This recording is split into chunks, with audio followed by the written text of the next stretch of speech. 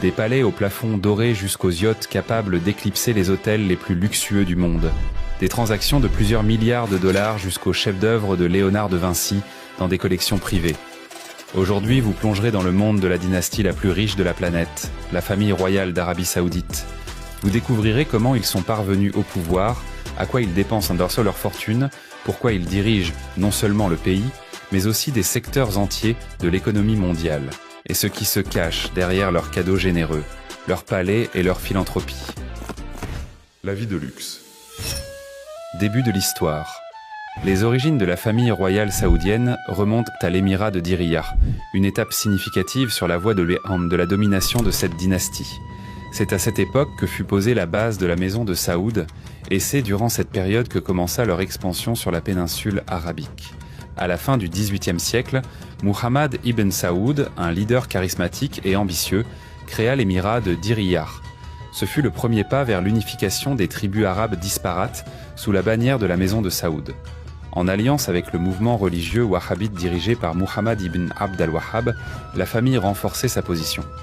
Cette alliance stratégique fut la clé de leur rapide montée en influence. L'étape suivante fut la formation de l'émirat de Diriyah. Le fils de Muhammad ibn Saoud, Abdul Aziz Ier, poursuivit l'œuvre de son père, élargissant les frontières de l'émirat. Et réputé pour ses talents militaires et ses alliances politiques, Abdul Aziz conquit d'immenses territoires, y compris les villes saintes de la Mecque et Médine. Ces victoires se refirent de la maison de Saoud non seulement une force politique, mais aussi une autorité spirituelle parmi les tribus musulmanes. Toutefois, une telle concentration de pouvoir suscita l'inquiétude de l'Empire ottoman, désireux de conserver le contrôle de la région. En 1818, avec l'appui du vice-roi d'Égypte, les Ottomans écrasèrent l'émirat et expulsèrent la maison de Saoud. Tout semblait perdu, mais l'histoire ne faisait que commencer.